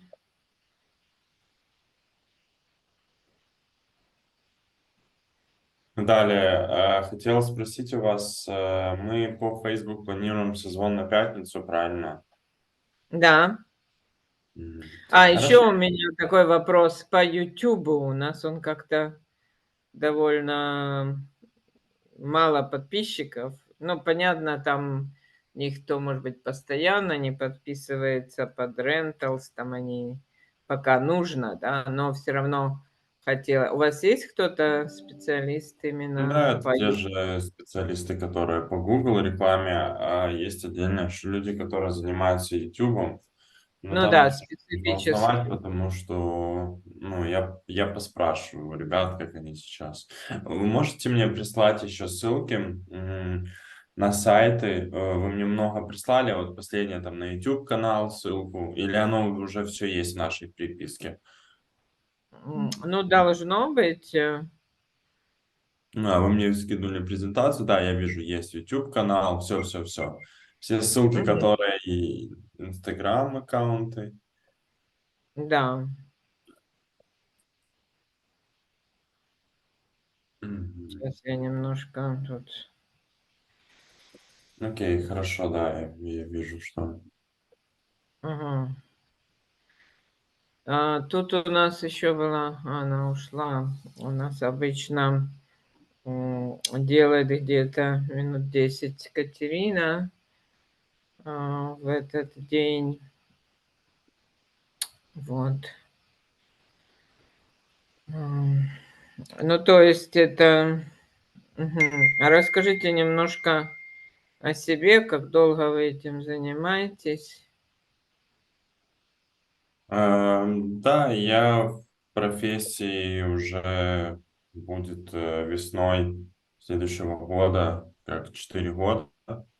Ага. Занимаюсь таргетом. Начинал как фрилансер, искал языка. Я, ну, родом из Мариуполя, сейчас в Киеве проживаю. Начинал как фрилансер, потом в Мариуполе мы с партнером организовали агентство диджитал-маркетинга, и мы работали в основном по Украине. Где-то 70% это были клиенты из Украины, и Мгм. 30% это были клиенты уже, ну, со всего мира. Там даже Канада, Соединенные Штаты, с Европы.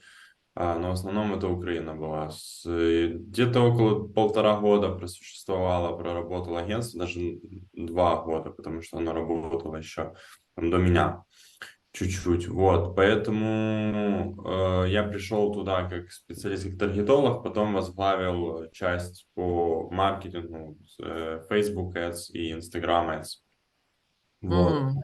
И с начала войны у нас было довольно-таки крупное агентство, около 50 сотрудников, но потом с начала войны мы поставили все на паузу, очень много поразъезжалось сотрудников, мы работали оффлайн в офисах, вот, очень много сотрудников поразъезжалось, ну и мы решили разделиться, поэтому сейчас уже больше, ну, 1,5 года, как я работаю один, у меня есть помощники, которые помогают по рекламе, ну, с настройками. Но я Мгм. не работаю как агентство, я работаю лично сам с проектами, ну и есть у меня пару помощников, да. Вот, работаю с разными нишами, начиная там от косметологии, продажи онлайн-продуктов, услуг Мгм. и недвижимости тоже. Ну, а с Мгм. ним можете там созваниваться, списываться более удобно, может быть, да, в какие-то время, потому что где-то после 12 уже здесь у нас день, а у вас ночь, а потом у вас наоборот, да? У нас, да, как мы построим работу, мы прописываем там, допустим, Эмиль, ну и там другие с Канады, да, вот в Эдмонтоне проект. Мы прописываем, ну, и если что-то надо, да, допустим, у нас ночь, пишутся задачи, там, нужно то сделать, или мы планируем запустить вот эту рекламную кампанию, и я, как только я приступаю к работе, я по своему времени работаю с 10 там, до 6 вечера, ну, это до 6 до 7 вечера, это мой рабочий график, грубо говоря. Ну, понятное дело, что бывают исключения. Мы вот с вами сейчас созваниваемся, у нас уже 9:30 вечера. Мгм. Ну, мы с вами знакомимся, общаемся, вот, и нам нужно максимально понимать ну, задачи, что необходимо, поэтому ну, не Мгм. проблема. У нас Вот. постоянные такие встречи по вторникам, вот такое что-то собрание, да, по пятницам. По понедельникам у нас тоже каждый раз по тому же линку встреча где-то с 10 до 2. Там мы обсуждаем бухгалтерию, но если что-то надо Мгм. там срочно обсудить, о чем-то спросить, сказать, тоже можете всегда зайти в понедельник в это время. Мы обычно, я, Олег и Маулет там, ну, чисто бухгалтерские дела мы там делаем. Мгм. Это у нас такая CRM-ка, да? И Мгм. вот нам надо будет завязывать именно через нее пикселы, и чтобы, допустим, там 6 агентов у нас, каждый, там есть такая, как бы такая вертушка, мы можем или им всем одновременно давать лид, и кто из них первый схватит, или по очереди пропускать, да. Мгм. Это мы бы хотели. Но опять же, понимаете, как бы получается, когда им они как вот эти голодные птенцы, давай, давай лиц, да, а когда им даешь на лиц, деньги тратишь. Они потом то Мгм. заняты, то им некогда, так как им оно бесплатно, они это воспринимают как им выгодно, да, как им, когда им вдруг захочется. И тогда мы, получается, впустую работаем тоже. Поэтому, может быть, мы сделаем с каждым агентом, и чтобы он, может быть, платил за свой сегмент. Вот у нас есть один агент, кореец, он хочет именно корейских клиентов, да, и он именно интересуется Фейсбуком. Может быть, вы Мгм. сделаете ему отдельно, там с ним обсудить цену, чтобы это было именно его для него, да, тоже. Мгм. Можно так тоже. Ну, то есть попробовать, какие у нас есть. С одной стороны, нам надо записывать агентов, и чтобы они к нам записывались, если мы им даем лиц, им это интересно, да, то есть оно как Catch-22, да, но в Мгм. то же время это должно нам быть выгодно, потому что сейчас эти агенты, они, как вам сказать, много таких агентств, где там очень мало они платят агентству, там $350 за проводку дила, например, да. И Мгм. получается, что это очень маленькие деньги, чтобы это, как бы вообще на этом сделать хоть какую-то сумму для нас, да. То есть тут надо смотреть, если мы им даем лид, то тогда еще 25%, но опять возьмут же они ли этот лид, смогут ли они его обработать, не будет ли для нас это пустая затрата, да. Олег, а ты можешь вот показать Артему, например, агентам, как мы объясняем, что мы им показываем? Прямо сейчас вы хотите или, может, лучше в пятницу, потому что мне прямо сейчас неудобно, потому что я Мгм. тут занят другой работой. Или тогда давай на пятницу на 10 часов, да? Давай пятницу А еще давайте будет. лучше в пятницу, я это все покажу. Мгм. Девочку мы еще взяли, она риэлтором хочет быть, но пока как админ, она тоже, наверное, присоединится. Она, кстати, из Киева приехала сюда. Мгм. Вот. Валентина тоже даже, ну, такое. То есть мы сейчас Хорошо. пытаемся, раньше мы делали YouTube, потом Мы его там долго не выставляли, у нас там скопилась куча собраний, которых мы никуда не выставляли, которые, в принципе, интересные были, да. А сейчас мы делаем так, вот сейчас провели, записали, обрезали и тут же выставляем, да, на YouTube. Но опять же, YouTube надо тоже как-то подпушнуть, скажем так, да. Ну, я по этому задачу услышал. Мне нужно будет время тоже поузнавать у своих специалистов, потому что они все работают сейчас тоже с текущими проектами и узнать, как они могут ли, есть ли у них возможность взять дополнительно проекты. Но я понял, по Google Ads, по YouTube и по лендингам еще интересовались. Я за это все узнаю. Это не то, что нам что-то там срочно или сильно Не, интенсивно я надо. понял. Может быть, там как-то потихонечку, понемножку, чтобы Мгм. оно шло в одну сторону, а не в другую, так сказать, да. Но мы так этих не покупали, там никаких лидов ни на Инстаграме, нигде. У нас это все органически, как бы настоящее, да. Мгм. Но там, ну, где-то как у вас, наверное, follows, вот там где-то 1300 с чем-то у вас, да. Но у нас там есть моя, я вам сбрасывала сайт Кевина, компании, потом еще парочку. Вот, такое. Ну, то есть нам непонятно, с чего нам даже начинать. Может, вы нам подскажете, или нам Ну агентов да, сначала, да. или нам, Или или надо параллельно и понемножку всего, да, как бы агентов искать, это должно быть постоянное какое-то мероприятие. Почему мы Валентину и наняли раз в неделю, она только по пятницам, она там в магазине работает, да, но чтобы она этим занималась там раз в неделю, как-то мы назначали там интервью, как-то двигался этот процесс, да, что когда никто не занимается, оно и не будет ничего происходить. ну, Сейчас у понятно. нас как бы это по случайности получается, кто там приблудился, сам написал, позвонил, если мы в это время взяли трубки, с ними тоже поговорили, они перешли. Вот как-то больше на таком, да, уровне. Но плюс одно дело их записать, и другое дело их еще удержать в компании. Да. А чтобы их удержать, нужно, чтобы им было интересно. Интересно им будет, когда у них есть лиды, да, получается это как бы вот это.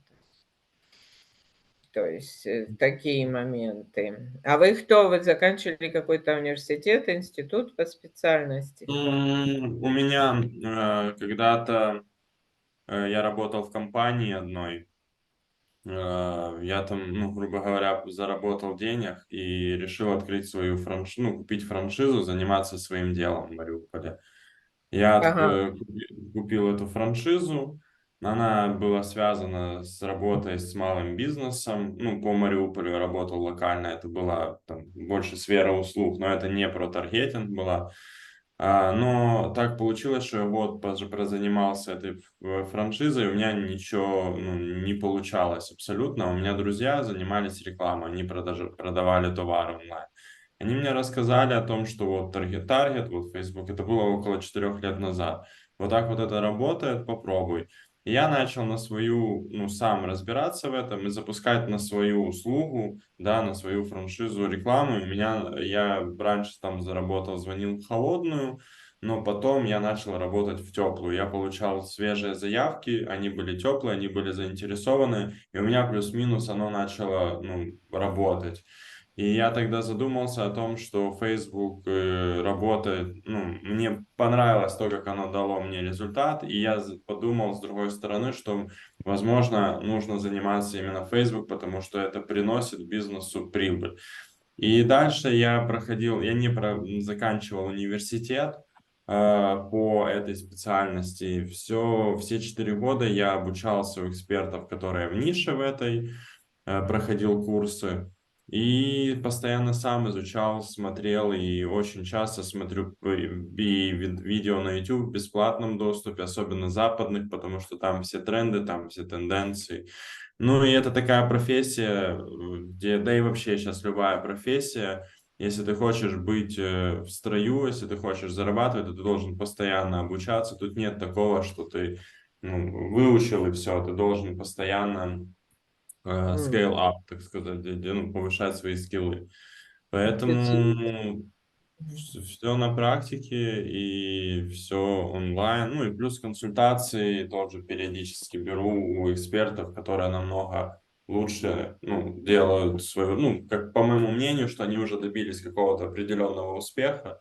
И, ну, беру так консультации у них периодически. Нам не совсем вот понятна ваша как бы загрузка, оплата в месяц, потому что мы работаем все по хопстабу, да, то есть это такая почасовая идет даже, например, я, если вот забуду хопстаб включить, вот забыла просто, да, я и не получаю денег, да, то есть включая меня всех. То есть мы работаем по этой системе, чтобы было прозрачно для всех, да. Мгм. То есть я не знаю, как, ну, это как тайм, как это Ну да, называется? да, я понимаю, да, что это тайм-менеджмент. У меня, смотрите, условия, они э, гибкие, и тут нужно обсуждать, почему, потому что у меня где-то есть фикс-ставка, я понимаю, допустим, вот если есть проект, мы понимаем, что там, допустим, мы не выйдем за рамки бюджета, ну, допустим, это салон красоты, мы не выйдем, он работает локально там в Киеве, мы не выйдем за рамки бюджета там $1500, и, ну, я работаю там от определенного процента, например, если мы там на рекламу тратим, там это $1500, то мои там 20-30%, в зависимости от условий. Вот, если есть проекты, где я получаю оплату за лида, где у меня есть доступ к CRM-системе, где я вижу все прозрачно, и моя мотивация, она там, ну, не ограничена ничем, чем больше я сделаю лидов, тем больше будет мой заработок. Он может составить в месяц там $500, может составить $1500 в месяц. То есть все зависит от того, ну, моя задача, чтобы лиды были по определенной цене, не превышали там стоимость, например, там $2, да, и все. И я над этим работаю, вся моя работа построена. И, ну, и я могу потратить на это один месяц, там, например, там 30 часов, второй месяц я могу потратить там 60 часов. И тут зависит от того, чтобы я дал результат. Поэтому, ну, я понимаю, о чем вы говорите. Я по такой модели когда-то работал, у меня был проект с Upwork, с площадки, и мы вели, и почасово у меня был тогда тариф $15 в час, и мы по этому тарифу работали. Но это было, ну, пару лет назад еще, когда мы работали в Мариуполе в агентстве. Поэтому я думаю, что мы можем с вами обсудить так, чтобы это было всем комфортно и все были максимально замотивированы. Поэтому я сейчас думаю, что мы на этапе, ну, обсуждения нужно максимально понять задачу, да, что нужно. Потому что пока это, пока, скажу честно, пока я предварительно мы познакомились, я получил информацию, предварительно с ней тоже ознакомился, но мне нужно еще время. Я до пятницы еще тоже подготовлюсь и думаю, что мы в пятницу более детально еще пройдемся, уже поймем нашу точку А и точку Б, и Ну тогда да. мы И сможем. как бы мы с Эмилом сотрудничали, это, собственно, вот я была на вот этот курс по Фейсбуку, давала нам государство бесплатно, да, то есть Эмил, Мгм. пускали на него Эмила, там, где и Фейсбук, вот эти все, они рассказывают, как это все делается, воронки, ну, по крайней мере, общее Мгм. Мгм. представление, это во время ковида, да, мы прошли это такой большой курс, Мгм. там, 3 месяца, по несколько часов каждый день был такой жесткий, но дало хорошее представление. И вот эта вот идея была моя, там мы сделали, посмотреть вот это веб-сайт binom.com, там, где именно мы можем ставить тоже эти столы. То есть у нас в чем вопрос, когда, например, лендлордам надо меблировать квартиры, да, они говорят: а скажи мне, что мне купить, то все, получается, мы время тратим, а денег-то за это мы не получаем, да, они там где-то Мгм. покупают, да. И нам хотелось, может быть, то, что вы уже ему делаете, но как-то скомбинировать, чтобы под углом, что не только там они столы у нас покупали, а еще и делали, just a second, а, I'm on a Zoom, you can join Zoom now. Чтобы они, например, могли сделать, ну, что это лендлорды, да, что мы познакомились с новыми лендлордами через это, может быть, как-то так. Мгм. Или нашим лордом, который есть. То есть нам Эмил, но это надо с ним поговорить, он нам Ну да, разрешает да. эти столы продавать, но каким именно манером, да, точно там, как то, что вы уже знакомы с этим немножко, но у нас будет еще другая цель, что нам еще представить себя и заманить лендлордов как сервис нас искать им тенантов, там продавать, покупать не только из-за стола, да. Мгм. Вот это вот. Ну, наверное, когда они стол уже ищут, они то ли уже купили, то ли уже сняли, то есть уже немножко, может, поздно на этот раз, а может быть. Но обычно люди, инвесторы, у них много property, да, тогда нас... Я вам хочу еще добавить тоже, что мебель это одна из самых сложных ниш, ну, по продаже чего-либо там онлайн. Потому что там высокий чек на мебель, люди не готовы, знаете, то ли купить что-то за $50, да, за 20, то ли там $1000, ну, например, 500 тысяч долларов.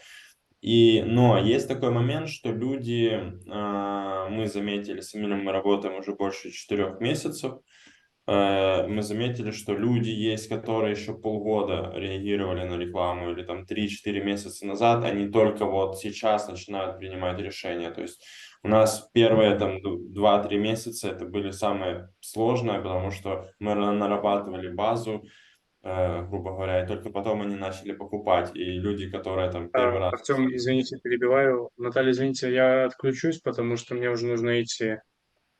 Ага, хорошо. Ну, тогда в пятницу в 10, да, и Валентину позови. Да, И хорошо. с нами еще хотела прийти, я не знаю, на личную встречу Алиса, может быть, с ней тогда в час встретиться, это онлайн. Ага. Мгм. Окей. Да, то есть, ну, нам не так, как мебель это интересует, да, это как бы не наше направление, но Мгм. Мгм. было бы интересно такое, например, когда они хотят меблированное все, чтобы они могли там пойти к нам на сайт и это купить. Если там есть какие-то, которые сами там посылают, просто собрать, знаете, как делают из этих. Ну, там, например, постели, которые 30% больше сушатся, чтобы там те, Мгм. кто стирали деньги, то получается, они у нас спрашивают, где то купить, где это. Очень часто я с постели их советую, сама их покупаю, эти постели, да. Постели, коврики, дорожки, какие-то вот эти ванну, занавески, вот это все постоянно приходится покупать, ротировать, пылесосы тоже, да. Да, я думаю, что вы с Эмилем можете, да, это обсудить, почему нет. Ну, то есть, ну вот именно по объявлениям за все время было у меня там, то приходили, уходили, знаете, как девчонки придут, а потом замуж выходят или еще куда-то, или студенты, потом учатся. Вот одна всего девочка из всех, сколько было, ставила классное объявление, что на любое объявление вот так вот. Да, то есть надо писать subject line. Ну, сейчас есть этот чат GPT, которым можно Мгм. пользоваться. Но это как бы скучное занятие, с одной стороны. Нужно человеку, которое оно нравится. Это бесконечно на одну квартиру писать каждый день, там, потому что тут раз в 45 дней у нас стоит, да. А Мгм. чтобы робот не понял, что это та же квартира, надо полностью абсолютно другое описание составить. Может, другие там фотографии выбрать. Но фотографии он и не смотрит. То есть вот это вот сейчас опять не хватает нам такого человека, чтобы хотя бы по утрам там, вот там у нас, да, вот с этого времени, вот с 9 до 12, просто тупо каждый день эти объявления ставил, обновлял, новые писал. Вот это вот.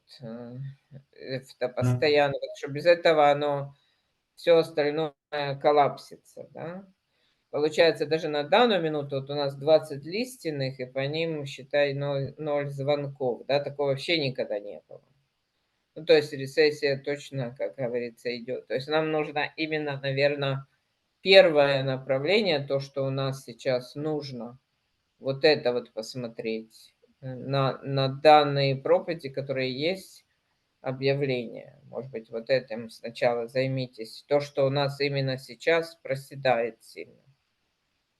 да, может быть, потом будет что-то другое, но вот именно в эту минуту нам надо посдавать те объекты, которые у нас есть от клиента, да.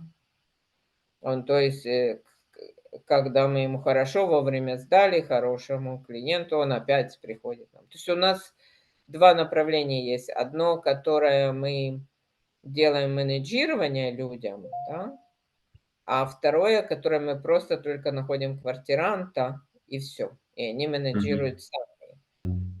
Вот этот вот момент нам. Я вам сбрасывала наш лист, который сейчас есть, да? Да, да, да. Может быть, именно по этому листу поработать. Мгм. Хорошо. И в листе надо. Получается, нам надо все это параллельно вести. И те листины, которые есть, сдавать, и новых лендлордов находить, и новых агентов находить. Тогда только оно будет гармонично, не туда-сюда вот зигзагами идти, да? Мгм. Вот такой момент. Плюс про агенты, которые на продажу, они хотят продавать, да, они хотят покупателей, продавцов.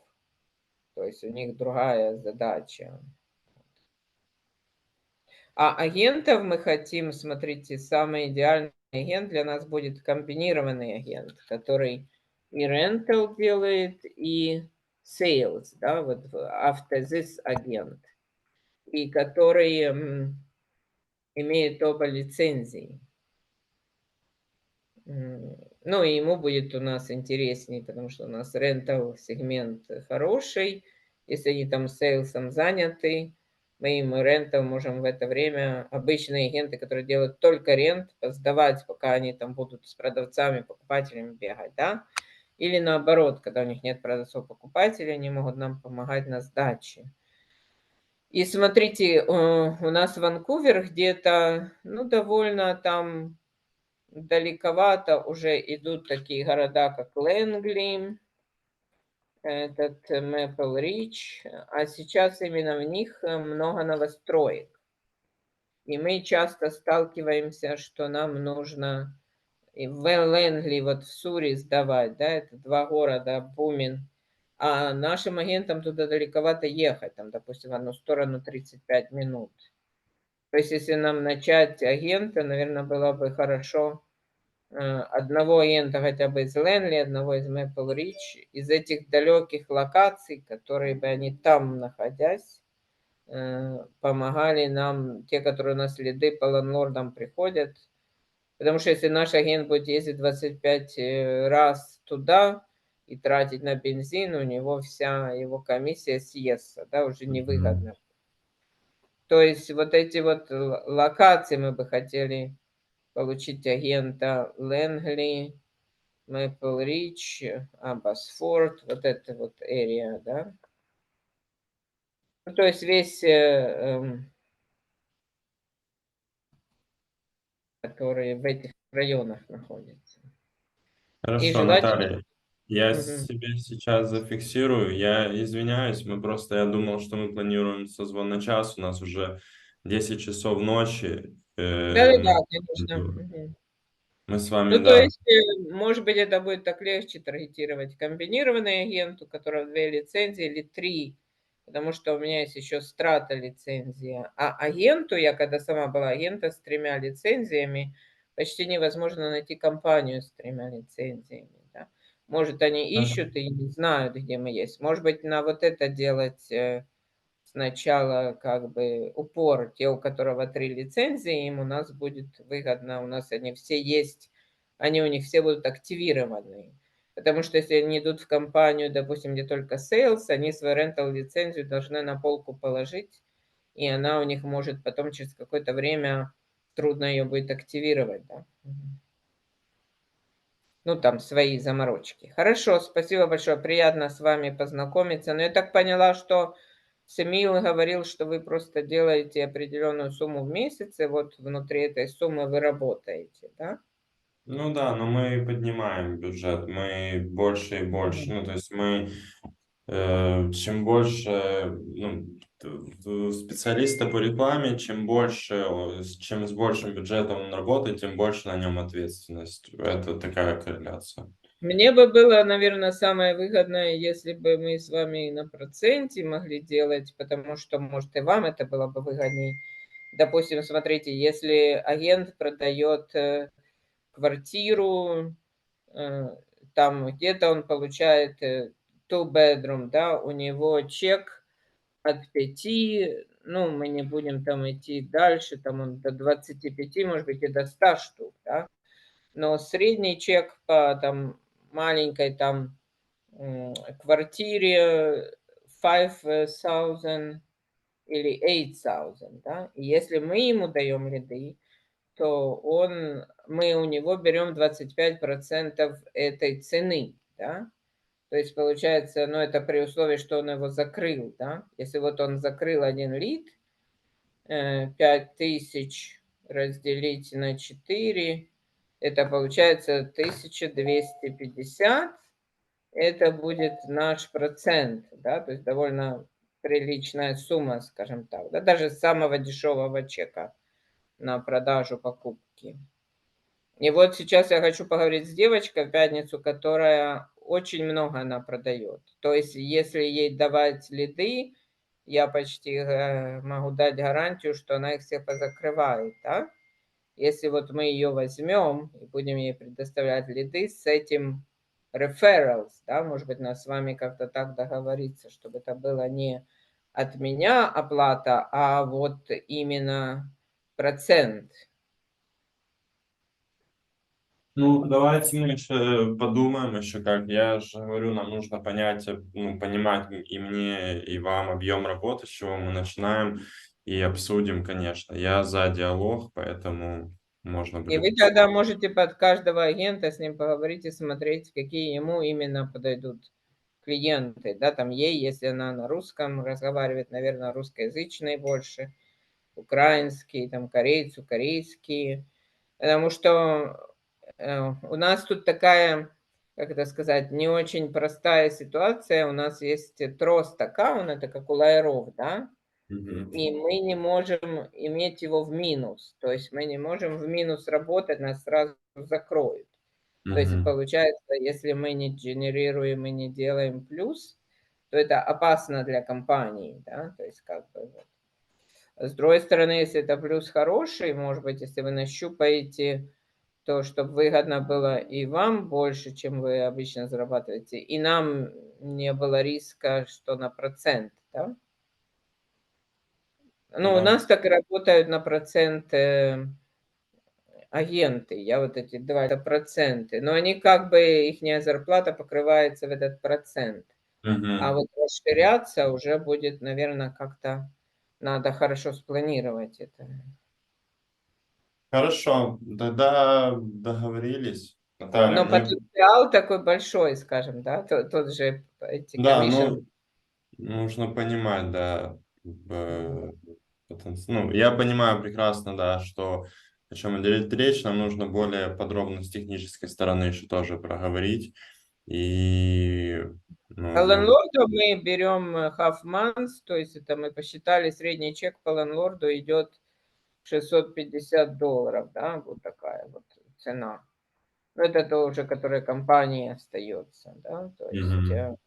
там агентам больше. Ну, чтобы вы понимали, да, если мы берем одного лендлорда, в среднем в итоге мы сдали ему вот где-то такая сумма получается. Хорошо, хорошо. Мгм.